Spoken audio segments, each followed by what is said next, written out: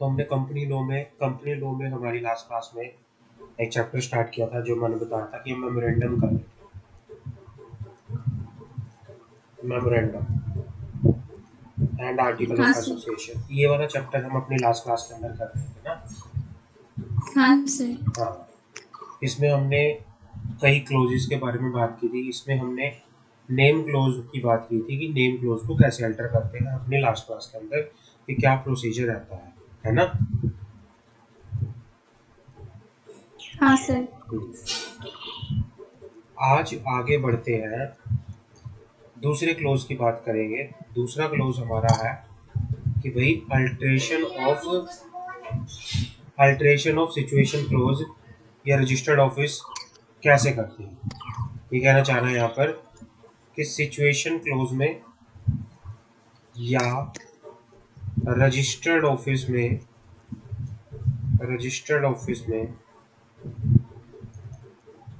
कैसे चेंज करते हैं, एमओए के अंदर कैसे चेंज होता है, इसके बारे में बात करते हैं। कोई भी कंपनी अपना रजिस्टर्ड ऑफिस जो है 4 तरह से चेंज कर सकती है। कोई भी कंपनी अपना रजिस्टर्ड ऑफिस 4 तरह से चेंज कर सकती है। पहला, या तो कंपनी सेम सिटी के अंदर क्या कर रही है, चेंज कर रही है। मान लो गुवाहाटी के अंदर कंपनी का रजिस्टर्ड ऑफिस है, तो गुवाहाटी के अंदर ही कंपनी एक एड्रेस से दूसरे एड्रेस पे चेंज कर रही है। पहला केस तो ये हो सकता है। दूसरा केस हो सकता है कि कंपनी एक सिटी से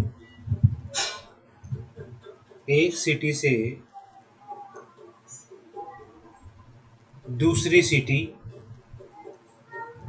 में चेंज कर रही है। मान लो पहले गुवाहाटी में था, अभी असम के किसी दूसरे स्टेट में ही, but within the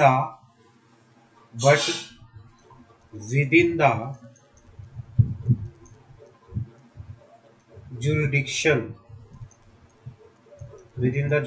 of same ROC, जो बट आरओसी जो है वो सेम है। आरओसी जो है वो सेम है। पहला केस क्या है कि सेम सिटी के अंदर कर रही है, दूसरा एक सिटी से दूसरे सिटी में कर रही है लेकिन आरओसी सेम है। तीसरा, विद इन सेम स्टेट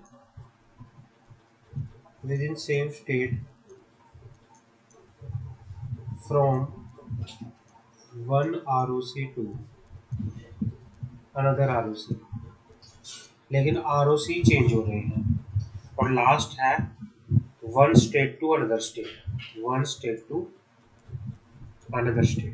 4 तरह से रजिस्टर्ड ऑफिस चेंज हो सकता है। पहला केस है एक ही सिटी के अंदर, दूसरा केस है एक सिटी से दूसरी सिटी के अंदर, तीसरा केस है एक आरओसी से दूसरे आरओसी के अंदर, और चौथा केस है एक स्टेट से दूसरे स्टेट के अंदर। समझ आ गया? ये तरीके होते हैं एक कंपनी किस तरह से अपना रजिस्टर्ड ऑफिस चेंज कर सकती है। क्लियर है?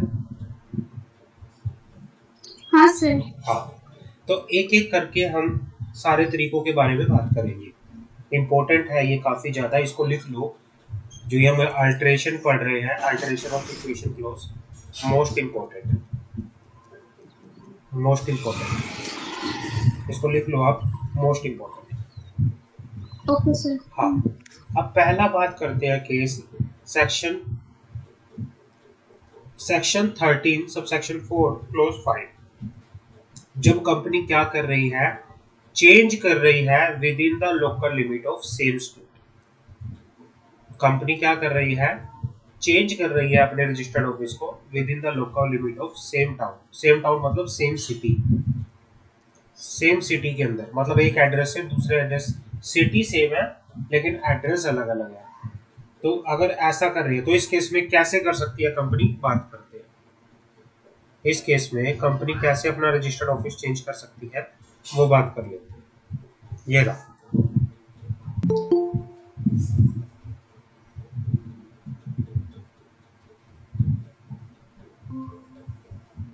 हाँ, अगर कंपनी अपने रजिस्टर्ड ऑफिस को चेंज कर रही है तो उसके लिए एक छोटा सा प्रोसीजर कंपनी को फॉलो करना पड़ेगा। कंपनी कहां से कहां कर रही है बताओगे? केस पहला कौन सा है सेजल? केस 1 कौन सा है? Change of. From one city to another city.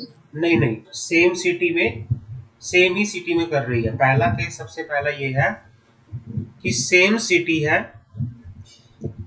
But address अलग अलग चेंज कर लिया एक ही सिटी के अंदर। मान लो आप कहाँ रहते हो? आसाम में रहते हो, किसी मान लो गुवाहाटी में रहते हो। पहले आप गुवाहाटी के किसी एक एरिया में रहते थे, आप उस एरिया को छोड़ के किसी दूसरे एरिया में रहना चाह रहे हो, लेकिन सिटी एक ही सेम है। तो इस केस में क्या होगा? सबसे पहले क्या होगा? कंपनी बोर्ड रेजोल्यूशन पास करेगी। बोर्ड रेजोल्यूशन स्टेप नंबर 1 क्या है? कंपनी क्या पास करेगी? बोर्ड रेजोल्यूशन पास करेगी। कंपनी बोर्ड रेजोल्यूशन पास करेगी किस चीज के लिए? रजिस्टर्ड ऑफिस को चेंज करने के लिए सेम सिटी के अंदर। दूसरा, बोर्ड रेजोल्यूशन पास करने के बाद company intimation of change of registered office and verification of registered address shall be given to the register. Company क्या करेगी? कंपनी इंटीमेट करेगी, कंपनी बता के चलेगी किसको? रजिस्ट्रार को। कंपनी किसको बता के चलेगी? रजिस्ट्रार ऑफ कंपनी को।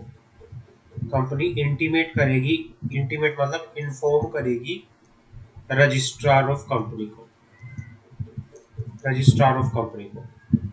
और उसके लिए क्या होगा? रजिस्ट्रार ऑफ कंपनी को करेंगे कौन से फॉर्म के अंदर? इस जब कंपनी इन्फॉर्म करती है ना रजिस्ट्रार को, उसके लिए एक फॉर्म फाइल होता है, उस फॉर्म को कहते हैं ई फॉर्म INC 22। जिस दिन बोर्ड रेजोल्यूशन पास होगा, जिस दिन चेंज होगा रजिस्टर्ड ऑफिस, उसके 30 दिन के अंदर अंदर फॉर्म फाइल होगा INC 20। 30 दिन के अंदर अंदर फॉर्म फाइल होगा INC 20। पहले वाले केस के अंदर क्योंकि देखो मेमोरेंडम के अंदर क्या बोला था? रजिस्टर्ड ऑफिस क्लोज में हम क्या बता के चलेंगे? मेमोरेंडम में लास्ट क्लास में स्टेट का नाम, स्टेट का नेम बताएंगे ना, स्टेट का नेम बताएंगे। बट यहाँ पे तो स्टेट सेम ही है, तो यहाँ पे मेमोरेंडम के अंदर कोई चेंज नहीं होता। This does not involve alteration of memorandum. पहले केस में मेमोरेंडम के अंदर कोई चेंज नहीं होता। रीजन क्या है? क्योंकि वहां तो सिर्फ स्टेट लिखा होता है और यहाँ पे तो स्टेट सेम ही है, तो मेमोरेंडम में अल्टरेशन करने की जरूरत नहीं है। समझ आ गई पहला केस? कोई डाउट?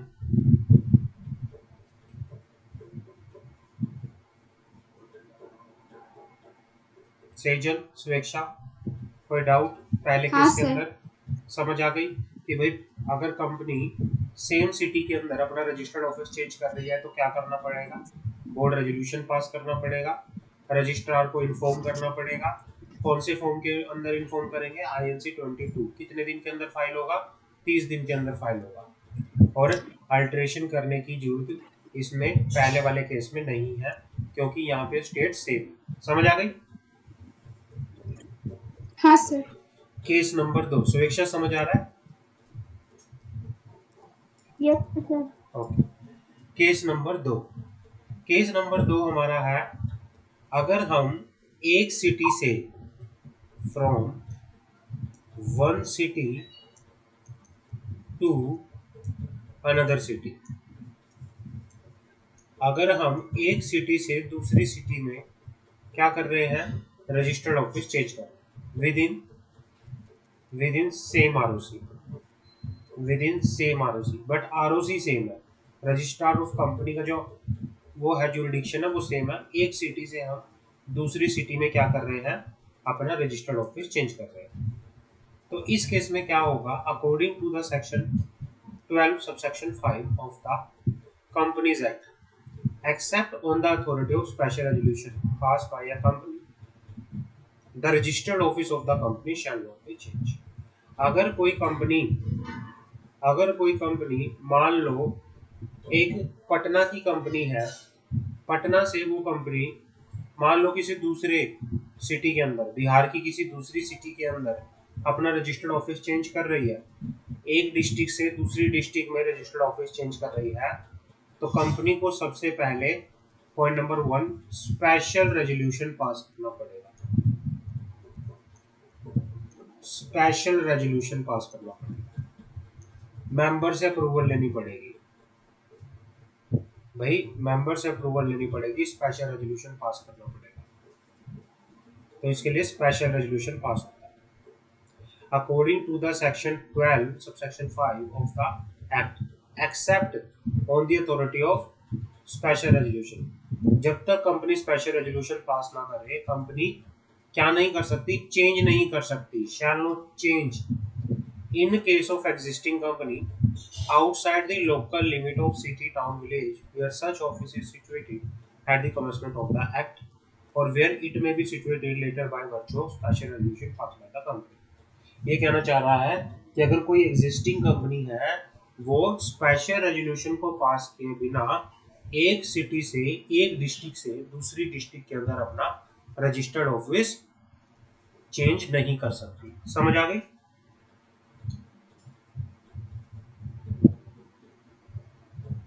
हाँ सर। हाँ। In case of company eligible for conducting business through postal ballot, ये हम बात करेंगे। ये पोस्टल बैलेट को हाईलाइट करके लिख दो, refer chapter of journal meeting. जब हम जर्नल मीटिंग वाला चैप्टर पढ़ेंगे उसके अंदर बात करेंगे, रेफर करेंगे चैप्टर ऑफ जर्नल मीटिंग। भाई अगर कंपनी जो है, in case of company is eligible for conducting business through postal ballot. Postal ballot क्या होता है कि भाई एक तरह से ये भी मीटिंग करवाने का एक तरीका होता है पोस्टल बैलेट। जब हम वो पढ़ेंगे जर्नल मीटिंग वाला, उसमें अच्छे से डिस्कशन करेंगे इसके बारे में।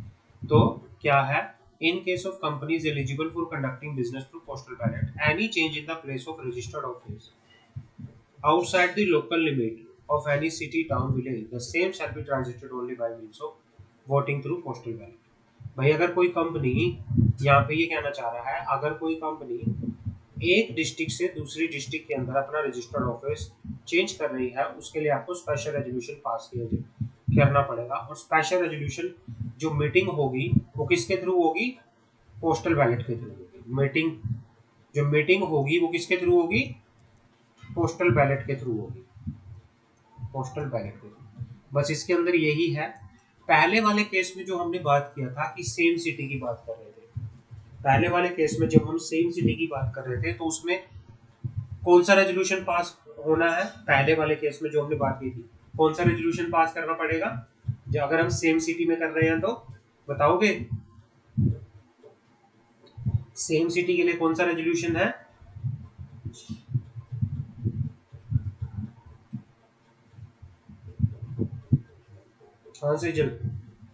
सुरक्षा बताओगे? अगर एक ही सिटी, सेम ही सिटी में रजिस्टर्ड ऑफिस चेंज कर रहे हैं तो कौन सा रेजोल्यूशन पास होगा?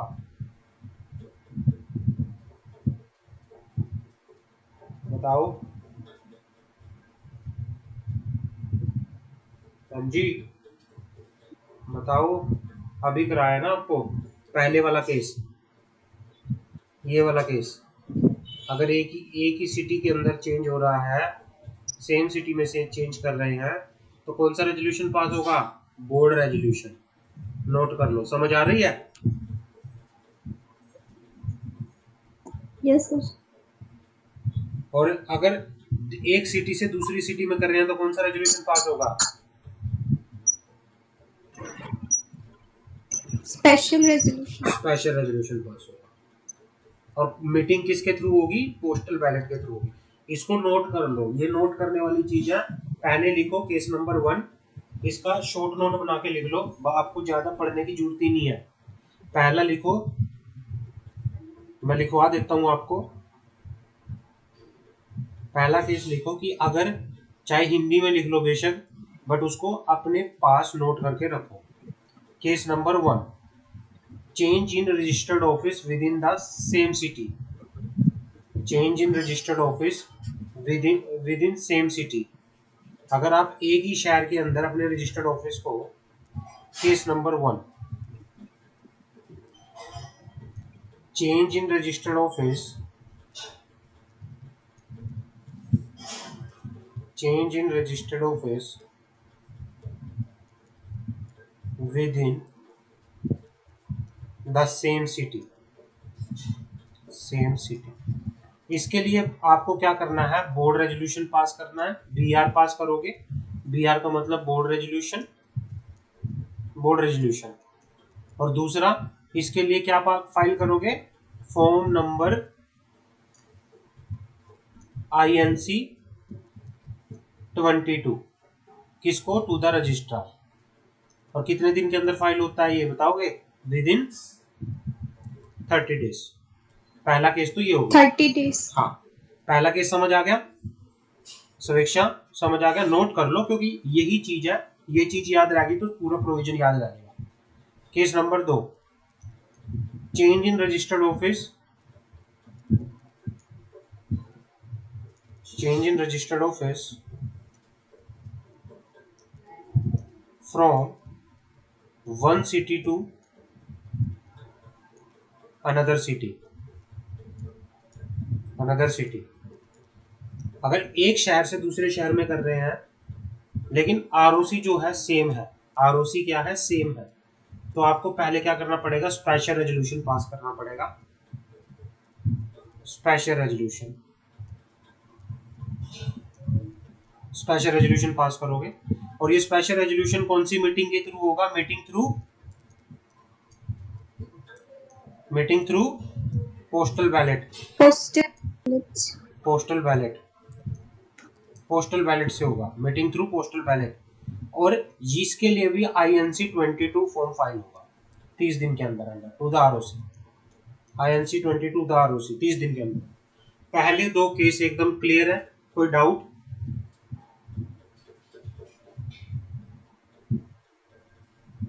सेजल स्वेच्छा, पहले दो केसेस क्लियर हैं। हाँ सर। चलो ठीक है, कोई डाउट हो तो पूछ सकते हो, ठीक है। Yes sir. हाँ चलो अब तीसरे केस पे आते हैं, लिख लो केस नंबर 3 और केस नंबर 4 सेम है, दोनों के दोनों, मतलब ऑलमोस्ट लिख लो अपने पास, केस नंबर 3 और केस नंबर 4 जो हम पढ़ेंगे अभी वो ऑलमोस्ट सेम है, ऑलमोस्ट सेम है, तो ध्यान से पढ़ना। पहले हम केस नंबर 3 में बात कर रहे हैं, ये रहा हमारा केस नंबर 3। अब केस नंबर 3 है क्या वो बात कर लेते हैं।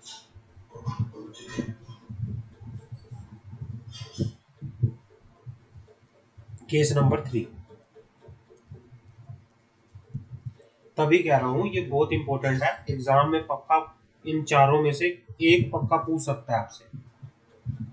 अब लिख रहे हैं change within the same state from one ROC to another ROC, मतलब स्टेट सेम है, स्टेट तो सेम है बट आरओसी जो है अलग अलग है, आरओसी जो है अलग अलग है। केस ये वाला है, स्टेट सेम है बट आरओसी अलग अलग है।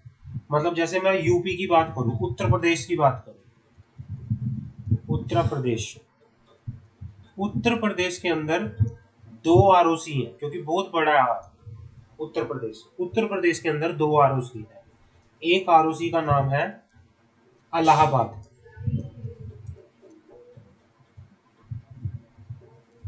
आरओसी इलाहाबाद, दूसरा है आरओसी लखनऊ, आरओसी लखनऊ।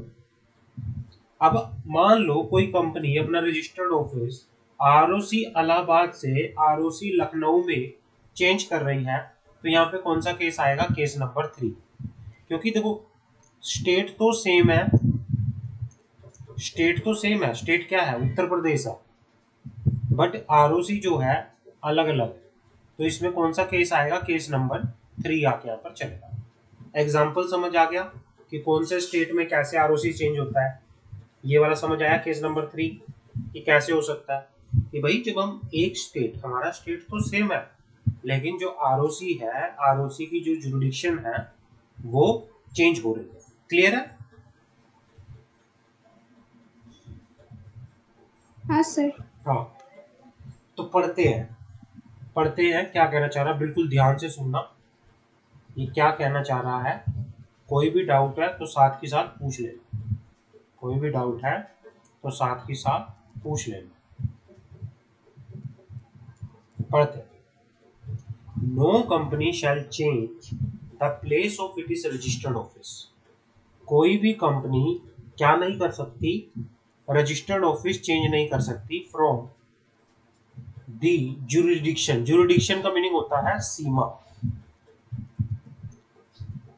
सीमा भाई, एक आरओसी की सीमा से दूसरी आरओसी की सीमा में कोई भी कंपनी अपना रजिस्टर्ड ऑफिस चेंज नहीं कर सकती। No company shall change the place of it is registered office from the jurisdiction of one ROC to the jurisdiction of another ROC within the same state unless the change is confirmed by the RD। RD, RD मतलब regional director.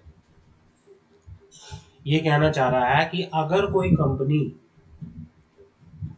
एक ROC से दूसरे ROC में, but state जो है वो same है, अगर चेंज करना चाहती है तो आपको पहले क्या करना पड़ेगा, आरडी से, लिख लो, रीजनल डायरेक्टर से,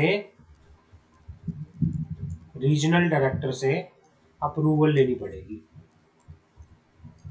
पहले आपको रीजनल डायरेक्टर से अप्रूवल लेनी पड़ेगी। ये यही बात लिख रहा है, समझ आ गया पहला पॉइंट। आरडी, आरडी क्या होता है, आरडी एक अथॉरिटी होती है, अथॉरिटी, अथॉरिटी जो आरओसी के ऊपर होती है, मतलब आरओसी से ऊपर आरडी होते हैं, अथॉरिटी होती है ये आरडी, रीजनल डायरेक्टर। इनके पास एप्लीकेशन लगेगी, ये एप्लीकेशन को अप्रूव करेंगे, तब जाके आगे की प्रोसीडिंग होती है। अगर कोई कंपनी एक आरओसी से दूसरे आरओसी के अंदर रजिस्टर्ड ऑफिस चेंज कर रही है तो पहले एप्लीकेशन लगेगी किसको, आरडी को। आरडी उसको कंफर्म करेगा, तब जाके आप कर सकते हो। समझ आ गई?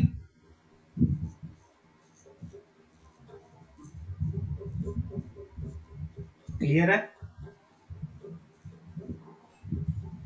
सर एक बार फिर। हाँ सर। हाँ, मैं कह रहा हूँ कि भाई स्वेच्छा, आप जैसे रजिस्टर्ड ऑफिस है, जैसे मैंने आपको बताया कि उत्तर प्रदेश एक ऐसा स्टेट है जहाँ पे 2 आरओसी है, क्योंकि उत्तर प्रदेश बहुत बड़ा है और उत्तर प्रदेश के अंदर क्या है, 2 आरओसी है। आरओसी की अगर मैं बात करूँ उत्तर प्रदेश में, यूपी के अंदर 2 आरओसी है, आरओसी इलाहाबाद, आरओसी प्रयागराज, इलाहाबाद कह लो या प्रयागराज कह लो, और आरओसी लखनऊ, 2 आरओसी है। अगर एक कंपनी जो है अपने रजिस्टर्ड ऑफिस को इसकी सीमा से, मतलब प्रयागराज की सीमा से चेंज करके, जिसको इंग्लिश में जुरिडिक्शन कहते हैं, उस वहां से चेंज करके लखनऊ वाले आरओसी की सीमा में आ रही है, चेंज कर रही है, तो वो तब तक नहीं कर सकती जब तक वो एप्लीकेशन ना लगा दे, किसको, आरडी को। आरडी का मीनिंग यहाँ पे क्या है, रीजनल डायरेक्टर। आरडी का मीनिंग यहाँ पे क्या है, रीजनल डायरेक्टर। ये कहना चाह रहा है भाई रीजनल डायरेक्टर को एप्लीकेशन लगेगी, रीजनल डायरेक्टर को जैसे ही एप्लीकेशन लगेगी उसके बाद आप क्या कर सकते हो, अपनी आगे की कार्रवाई कर सकते हो। समझ आ गई यहाँ तक पॉइंट?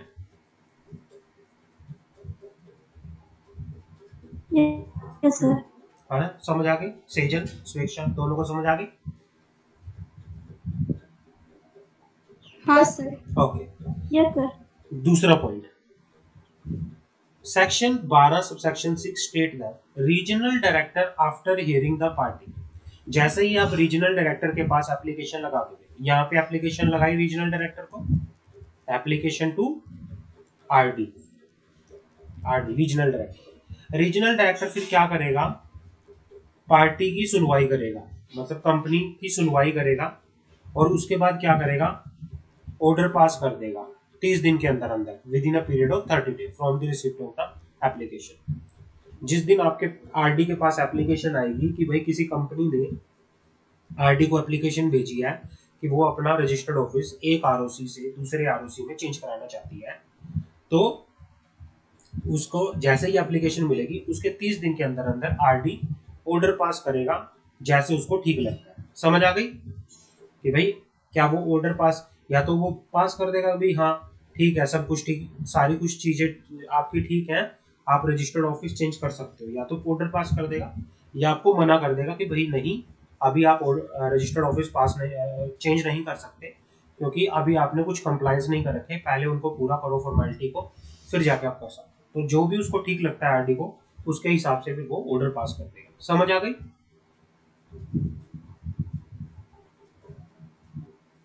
Yes sir. हाँ, पॉइंट नंबर 3, यहाँ पे ऑर्डर पास हो गया, ऑर्डर पास।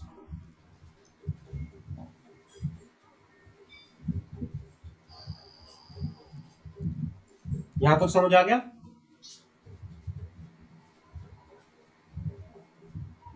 हाँ सर। आगे बढ़ते हैं फिर। उसके बाद क्या है भाई, उसके बाद ये है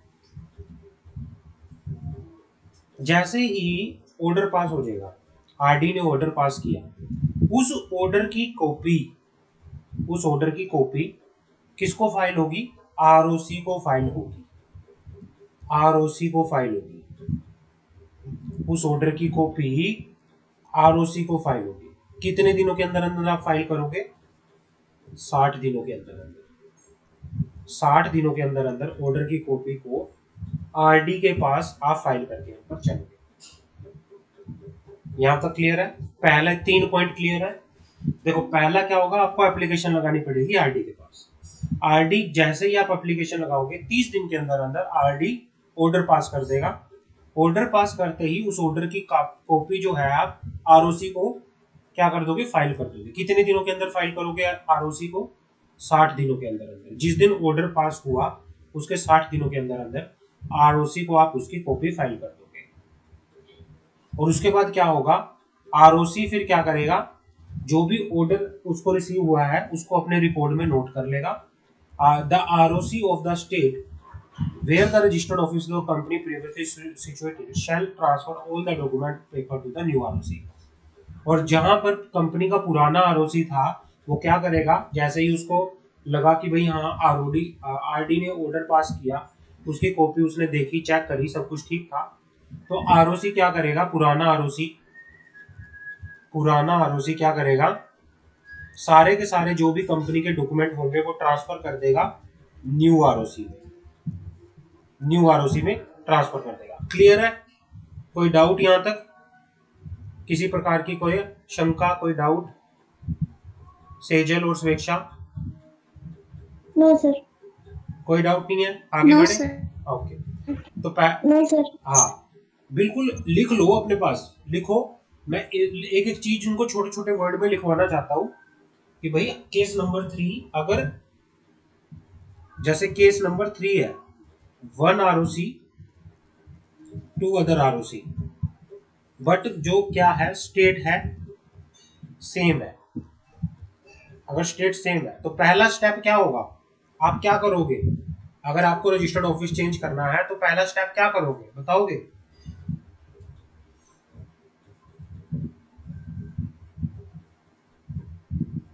अभी पढ़ाया मैंने भाई, अगर आप एक आरओसी से दूसरे आरओसी में रजिस्टर्ड ऑफिस चेंज कर रहे थे तो पहला स्टेप क्या होगा, एप्लीकेशन कहाँ लगेगी, एप्लीकेशन कहाँ फाइल होगी, बताओ? दूसरे आरओसी को एप्लीकेशन लगाएंगे। एप्लीकेशन कहाँ लगेगी? आरडी, आरडी के पास लगेगी। आरडी। हाँ, आरडी जब के पास जब एप्लीकेशन लगा लेगी, आरडी कितने दिनों के अंदर अंदर ऑर्डर पास करेगा? 30 डेज के अंदर। 30 डेज के अंदर, 30 दिन के अंदर ऑर्डर पास हो जाएगा। जैसे ही आरडी ने ऑर्डर पास किया, उसकी कॉपी कितने दिनों के अंदर किसके पास फाइल होगी? 60 दिनों के अंदर, 60 डेज के अंदर, 60 डेज के अंदर टू दी आरओसी। यहां तक समझ आ गया? और जैसे ही आरओसी को ऑर्डर रिसीव हो जाएगा, जो पुराना, जहां पर कंपनी का पुराना आरओसी था, ओल्ड आरओसी क्या करेगा, सारे के सारे डॉक्यूमेंट को कहां ट्रांसफर कर देगा, न्यू आरओसी में, न्यू आरओसी के पास, है ना? समझ आ गया? सर। हाँ चलो आगे बढ़ते हैं, आगे क्या कह रहे हैं यहाँ पे। आगे बढ़ते हैं, आगे क्या कह रहे हैं यहाँ पे। कोई भी डाउट आता है पूछना, लेकिन इसको लिख लेना अपने पास, ये बहुत इंपॉर्टेंट है। इन चारों में से एक केस आपको आपके पेपर में जरूर मिलेगा, इन चारों में से एक केस आपको आपके पेपर में जरूर मिलेगा। तो प्लीज इसको अच्छे से इंपॉर्टेंट समझ के पढ़ना अच्छे से। आगे बात करते हैं।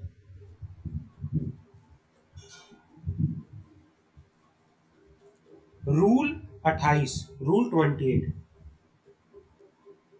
Rule 28 of the company incorporation rule 2014 state that applications seeking confirmation from the RD from shifting of registered office within the same state from the jurisdiction of one ROC to the jurisdiction of another ROC shall be filed by the company with the RD in form INC 23। जो हमने ये बात की है ना point number A वाली, ये इसके बारे में बात कर रहा है, ये एप्लीकेशन के बारे में बात कर रहा है कि जो ये पॉइंट नंबर 1 हमने डिस्कस किया था ना कि भाई जो एप्लीकेशन हम फाइल करेंगे ना आरडी को, आरडी को जो एप्लीकेशन फाइल होगी वो कौन से फॉर्म के अंदर फाइल होगी, एप्लीकेशन इन फॉर्म आईएनसी 23 के अंदर। जो ये एप्लीकेशन फाइल होगी, एप्लीकेशन फाइल होगी, ये एप्लीकेशन कौन से फॉर्म के अंदर फाइल होगी, आईएनसी 23 के अंदर। ये आगे इसने बता रखा है रूल 28 में। भाई जो आप एप्लीकेशन फाइल करोगे, एक बहुत बड़ी एप्लीकेशन होती है, छोटी मोटी एप्लीकेशन नहीं होती है, कम से कम 300 पेजेस की एप्लीकेशन होती है ये, कम से कम 300 पेजेस की एप्लीकेशन, छोटी मोटी एप्लीकेशन नहीं होती। और ये कौन से फॉर्म, कंपनी कौन से फॉर्म में फाइल करेगी, आईएनसी 23 फॉर्म में फाइल करेगी। और उस एप्लीकेशन के साथ, उस एप्लीकेशन के साथ कौन कौन से डॉक्यूमेंट लगेंगे, बहुत सारे डॉक्यूमेंट लगते हैं। पहले बोर्ड रेजोल्यूशन, पहले कौन सा रेजोल्यूशन लगेगा, बोर्ड रेजोल्यूशन लगेगा for shifting of registered office application के साथ। अच्छा पहले मुझे ये बताओ एप्लीकेशन कौन से फॉर्म में लगेगी, ये बताओ मुझे, एप्लीकेशन कौन से फॉर्म में लगेगी ये बताओ। INC 23। INC 23 एप्लीकेशन जो लगेगी INC 23 लगेगी, कंपनी आरडी को फाइल करेगी, ये पहले वाली एप्लीकेशन। और इसके साथ कौन कौन से डॉक्यूमेंट लगेंगे, डॉक्यूमेंट चाहे शॉर्ट फॉर्म में अपने पास नोट करते रहना, क्योंकि काफी सारे डॉक्यूमेंट लगते हैं और वो लगेंगे। पहला लगेगा बोर्ड रेजोल्यूशन, दूसरा लगेगा स्पेशल रेजोल्यूशन, बोर्ड रेजोल्यूशन भी पास होगा, शिफ्टिंग ऑफ रजिस्टर्ड ऑफिस, फिर उसके बाद आप स्पेशल रेजोल्यूशन भी लगेगा, special resolution of member of the company approving the shifting of registered office. तीसरा लगेगा कंपनी के जो की मैनेजरियल पर्सन है, कंपनी के जो केएमपी हैं, जैसे कंपनी सेक्रेटरी हो गया, चीफ एग्जीक्यूटिव ऑफिसर हो गया, ये कंपनी के की मैनेजरियल पर्सनल होते हैं। ये क्या करेंगे, डिक्लेरेशन देंगे, डिक्लेरेशन, एफिडेविट में डिक्लेरेशन होती है, declaration given by the key managerial person or any two director authorized by the board, declaration given by the key managerial person or any two director authorized by the board that the company has no default in payment of due to workman or has consent or has either the consent of the creditor for the proposed shifting or has been made necessary for the provision payment of।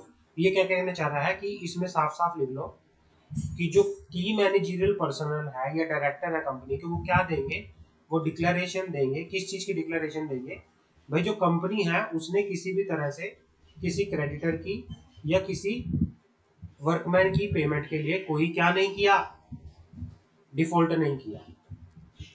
Workman को उन्होंने अच्छे से payment की है, creditor को उन्होंने अच्छे से पेमेंट की है, उनकी पेमेंट में कोई डिफॉल्ट नहीं हुआ है। समझ आ गई, पहले 3 डॉक्यूमेंट क्या क्या अटैच होंगे, एप्लीकेशन के साथ कौन कौन से 3 डॉक्यूमेंट अटैच होंगे पहले, वो समझ आ गई। बोर्ड रेजोल्यूशन, शॉर्ट फॉर्म में लिख सकते हो, आईएनसी 23 के साथ डॉक्यूमेंट कौन से अटैच होंगे, पहला होगा बोर्ड रेजोल्यूशन, दूसरा होगा स्पेशल रेजोल्यूशन, तीसरा होगा डेक्लेरेशन। डेक्लेरेशन किससे मिलेगी, फ्रॉम केएमपी की मैनेजरियल पर्सन या डायरेक्टर। और किस बारे में डिक्लेरेशन होगी?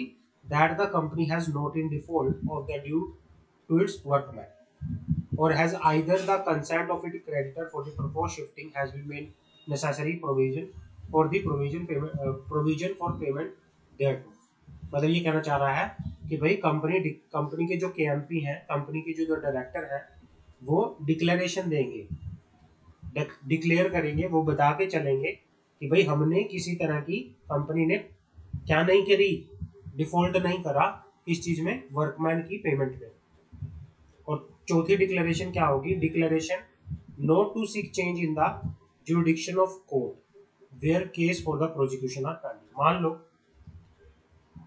चौथा पॉइंट ये कहना चाह रहा है, मान लो पहले कंपनी का रजिस्टर्ड ऑफिस था आरओसी प्रयागराज की जुरिडिक्शन में, लेकिन अब कंपनी जो है अपना आरओसी कौन सी में चेंज करना चाह रही है? लखनऊ के अंदर। प्रयागराज में जब उसकी जुडिक्शन में, प्रयागराज वाली सीमा के अंदर जब उसका रजिस्टर्ड ऑफिस था, मान लो उस एरिया की किसी कोर्ट के अंदर कंपनी के खिलाफ कोई केस चल रहा था और अब कंपनी अपना आरओसी चेंज कर रही है लखनऊ में, तो ये बता के चलेगी, ये भी कंपनी डिक्लेरेशन दे के चलेगी कि भाई हमारा आरओसी तो चेंज हो जाएगा, लेकिन जो कोर्ट है, कोर्ट के केस उसी कोर्ट में चल के यहाँ पर चलेंगे, हम कोर्ट की सीमा को चेंज नहीं कर रहे। अगर मान लो किसी प्रयागराज की कोर्ट में कोई केस चल रहा था, तो भाई हम फिर उसी सीमा के अंदर हमारे केस रहेंगे और ये चेंज नहीं होगी, ये भी डिक्लेयर करके यहाँ पर चलेंगे। समझ आ गई? Yes, sir. सेजल और हाँ सर। सुरेक्षा, कोई डाउट? No, sir. ओके, कोई भी डाउट हो तो प्लीज पूछना, ठीक है? Point number E, acknowledge copy of intimation to chief secretary of the state, acknowledge copy of intimation to the chief secretary of the state as to the proposed shifting and that the employee interest is not adversely affected consequent to proposed shifting। ये कहना चाह रहा है कि भाई आप जो application लगाओगे ना, जो ये एप्लीकेशन लगाओगे रजिस्टर्ड ऑफिस को चेंज करने की, इसकी एक कॉपी जो होगी chief secretary of the state, जो स्टेट, उस स्टेट का चीफ सेक्रेटरी होगा, उसको भी जाके यहाँ पर चलेगी। और जो जब आप उसको एप्लीकेशन दोगे, उसको दोगे, वहां से आप उसकी रिसीविंग भी लोगे, एक्नॉलेजमेंट भी लोगे।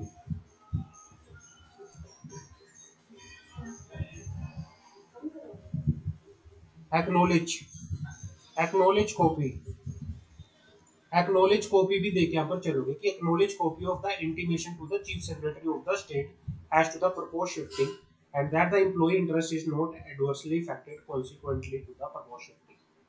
मतलब जो वहां का चीफ सेक्रेटरी भी होगा, उसकी कॉपी भी, मतलब एक्नॉलेजमेंट भी लेके चलोगे। एक्नॉलेजमेंट का मीनिंग होता है, जैसे आपके पास कई बार पोस्ट आती है घर के ऊपर, घर पे पोस्ट आती है ना आपके, मान लो कोई कुरियर आया या कोई पोस्ट आया, वो आपसे साइन करवा लेता है ना, करते हो ना साइन? कभी पोस्ट रिसीव की है, कोई डाकिया कोई पोस्ट लेके आपके घर पे आया, आपने जब कोई पोस्ट रिसीव की, कोई लेटर रिसीव किया, उसके बदले में साइन करते हो ना, किया है? Yes, हाँ sir. हाँ, हाँ sir. उसको कहते हैं एक्नॉलेज करना। एक्नॉलेज करना कि भाई हमें ये रिसीव हो गया है।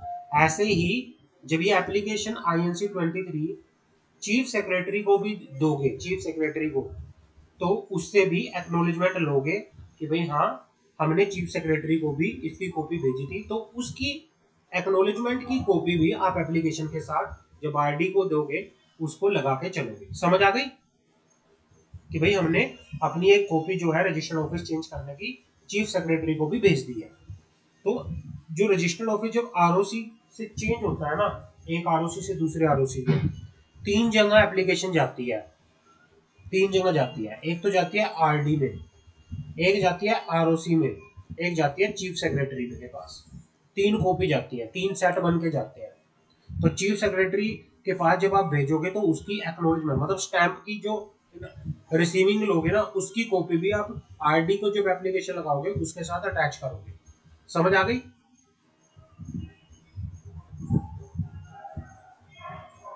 कोई डाउट है तो बताओ। सेजल, कोई डाउट? No, sir. कोई No, भी sir. कोई भी डाउट हो? आपकी आवाज थोड़ी बहुत कम कम आ रही है मुझे आज।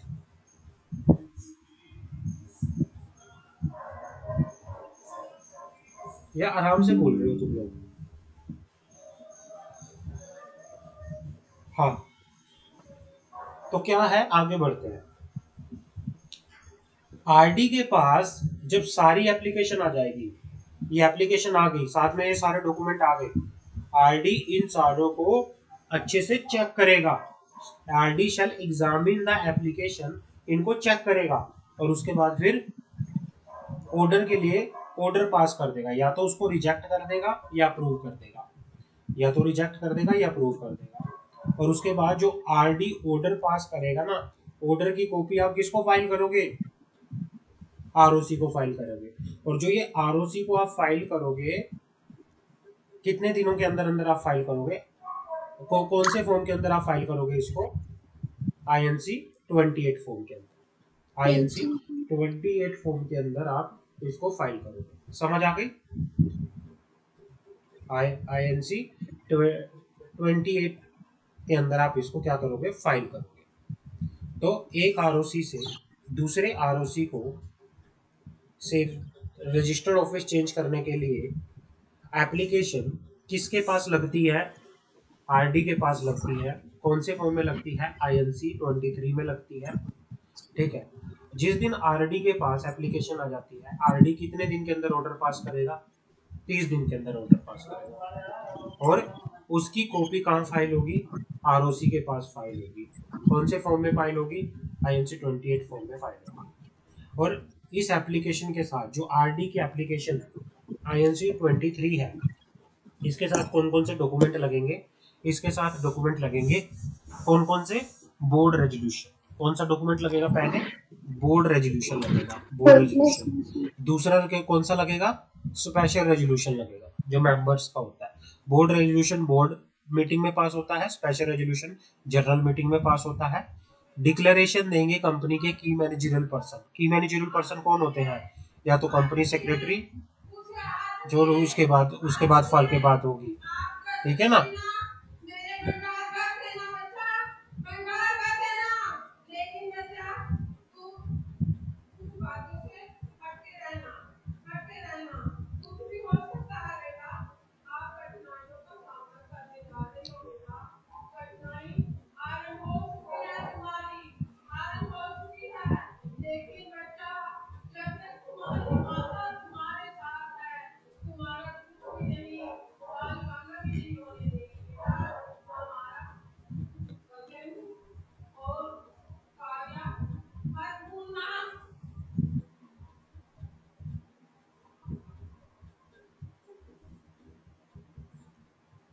ठीक है ना?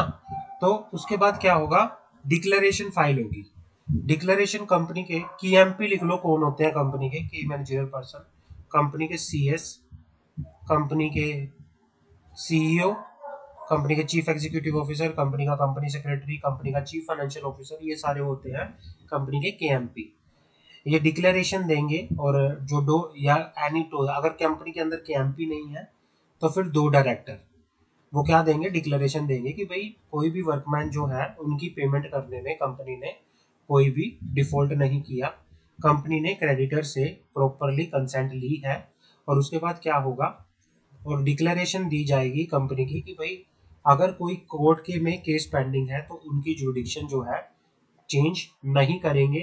जिस कोर्ट में केस चल रहा है उसी कोर्ट के अंदर केस चलेगा। तीसरा, और क्या अटैच करोगे? Acknowledgement, copy of acknowledgement. किस चीज की? कि भाई जो चीफ सेक्रेटरी को भी आपने एप्लीकेशन भेजी है, उनसे जो आपने साइन करवाया है, एक्नॉलेजमेंट ली है, उसकी कॉपी भी आप अटैच करोगे और उसको फिर बाद में आरडी में फाइल कर दोगे। जैसे ही आरडी के पास एप्लीकेशन आएगी, आरडी उस एप्लीकेशन को चेक करेगा।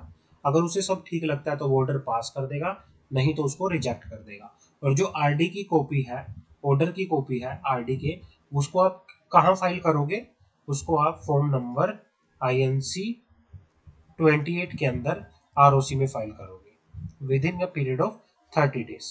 With in a period of 30 days. समझ आ गई? क्लियर है यहाँ तक? Yes, sir. सेजल क्लियर है? 3 केस क्लियर है? Yes, sir.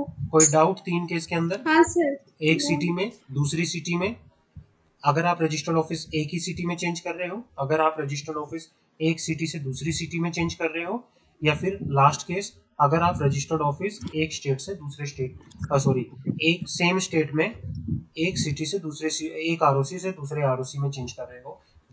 हमारा ये चौथा केस है, ये काफी लेंथी केस है और most most most important case है। इसको हम नेक्स्ट क्लास के अंदर करेंगे क्योंकि ये लेंथी केस है, तो इसको हम नेक्स्ट क्लास में करेंगे।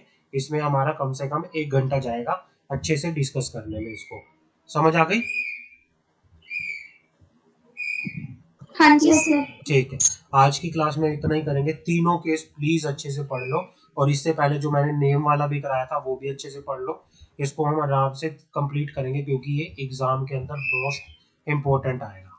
एग्जाम के अंदर मोस्ट इम्पोर्टेंट आएगा। क्लियर है?